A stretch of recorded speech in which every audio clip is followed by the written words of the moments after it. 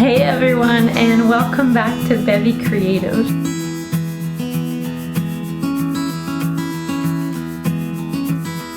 In this video, I'll be covering the psychology behind the state of flow. So what is the state of flow?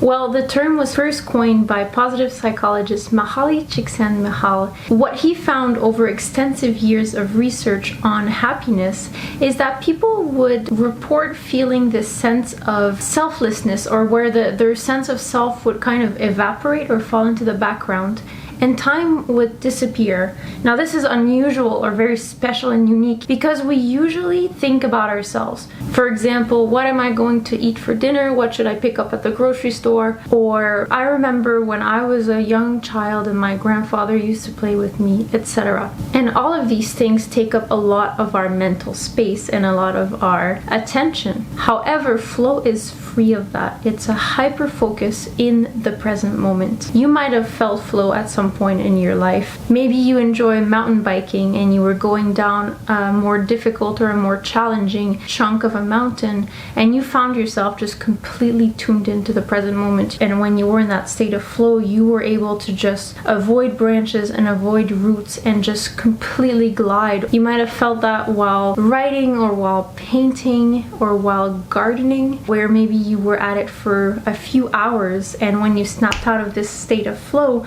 realized, wow, I'm hungry, or I have to go to the bathroom, and I can't believe I didn't notice that earlier on. I can't believe I wasn't aware of my bodily states. And that is an indication that you were in the state of flow. Now, why am I talking about flow in a video on creativity? Well, that's because flow, or this optimal experience, can be really beneficial for your own creativity and even for your mental health. Flow and creativity go hand in hand because it helps people grow their skills and grow self-confidence. Flow also makes the present moment very enjoyable, and it clears the mind of this sense of time and self that I talked about a bit earlier, that occupy our minds so much and so often. And so once the mind is cleared of that, really interesting things, really unique and maybe unusual things can start to pop up in your mind because now they have room to be expressed in your awareness. Now that you're convinced that the state of flow is actually something you want to get into more often, let me tell you about a few things that you can put in place to make the state of flow more available in your everyday life. The first thing that you can put in place is to have a very clear and simple goal for the task that you want to do to get into flow. Now, you're going to pick a task that has a straightforward goal because you want to make sure that as you're doing the task, you're not stopping to wonder what you're supposed to do. Because as soon as you start to wonder, okay, why am I here? What am I doing? Or am I doing this right? Then you are back into the self. You're back into the I. Am I doing this right? I'm not sure of what I'm doing.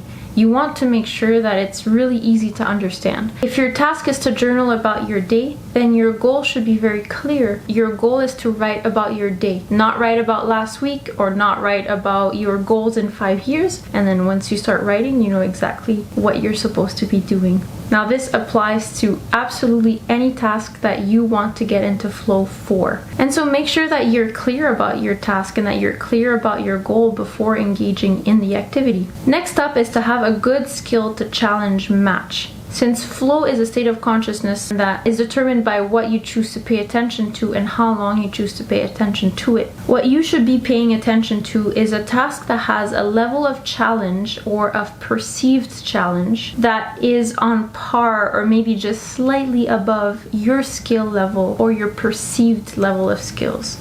Now, I say perceived, and this is very important because you could see something as challenging that is not actually objectively challenging. Now, something that is objective is a fact. It's a fact that climbing Mount Everest is a very challenging task. But maybe for you, going to talk to people in a large room might be challenging. It's not objectively challenging like climbing Mount Everest, but it's subjectively challenging to you. And so if you perceive that task as challenging, then you might be able to get into the state of flow. But only if you also perceive your ability to meet the challenge of this task, your skills, as high enough to meet the challenge of the task. When you have this nice challenge to skill match, you are more likely to get into flow than if the challenge of the task is perceived as too high and your skills are perceived as too low.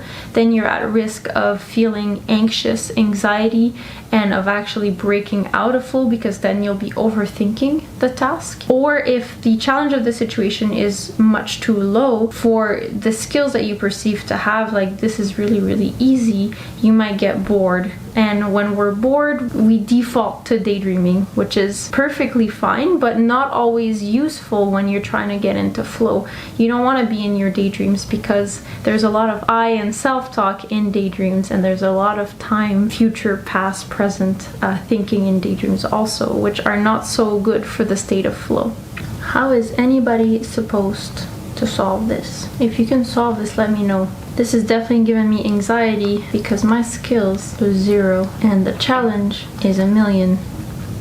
Thirdly, you want to remove all distractions that are not relevant to the task at hand. This means that you want to put away all of your electronic devices and turn off notifications. You want to move your computer away if you're not at the computer. You want to be fully focused on your activity or on your task.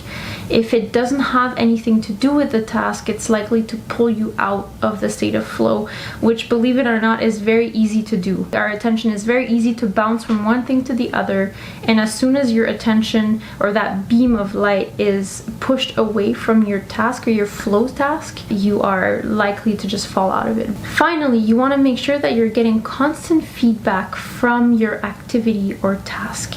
Now, feedback doesn't necessarily have to be someone running beside you saying, oh, good job, you're achieving your goal, you're doing great. It can be a lot more subtle than that, like a positive emotion or a feeling that you're having fun. So if you're going for a long run and you're feeling like you're in the zone and you're feeling the breeze on your face and you're having a wonderful time, or you're making a puzzle that's a little bit more challenging and you're not feeling overly frustrated, but you're just feeling completely engaged and stimulated, these emotions are little bits of feedback that tell you, yes, you're doing a good job, you're achieving your goal, and you don't have to think about anything. You can just keep going. A negative feedback would be that you are frustrated or you're feeling anxious or scared or you're worried, and all of these again, these little emotional feedbacks will let you know that, okay, I can't get into the state of flow right now because something's wrong.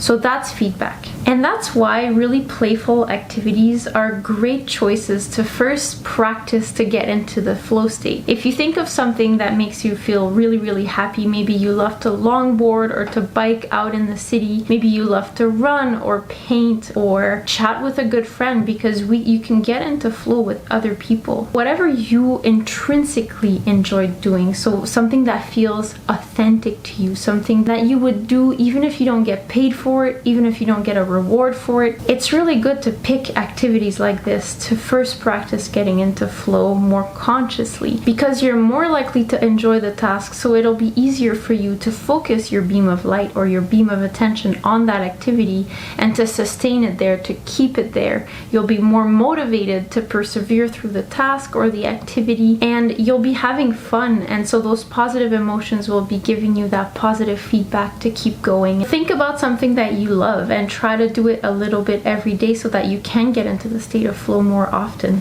What's important to remember in this video is that entering the state of flow is really beneficial for your creativity and for your mental health and well-being, because it allows you to be hyper-focused on the present moment and to let the sense of self and the sense of time just fall away. This allows you to grow your skills in a very, very focused way and your self-confidence. It allows you to explore different states of consciousness that you might not have access to when you are thinking about the self or when you're thinking about time. The state of flow can also help you become more aware of certain emotions. It can make you feel like you're part of a greater whole, or that you're connected to everything. And it can help you release these negative barriers to well-being and creativity, like negative perceptions of self and fear of failure, because when you're in flow, you're simply not thinking about these things. You're just doing, you're just being, you're just present. I hope that this video was helpful to you. Check back on the Bevy Creative channel very soon for how-to videos that are a little bit more hands-on, where we can together try and get into the state of flow for different activities. On that note, I also created a guided visualization to help you get into the state of flow. I just posted it in the description down below, so make sure to check that out too. Have a great day, everyone. Bye. Hello, Forest. Yes, you are cute. Now check back on the Bevy Cradle channel. Cradle.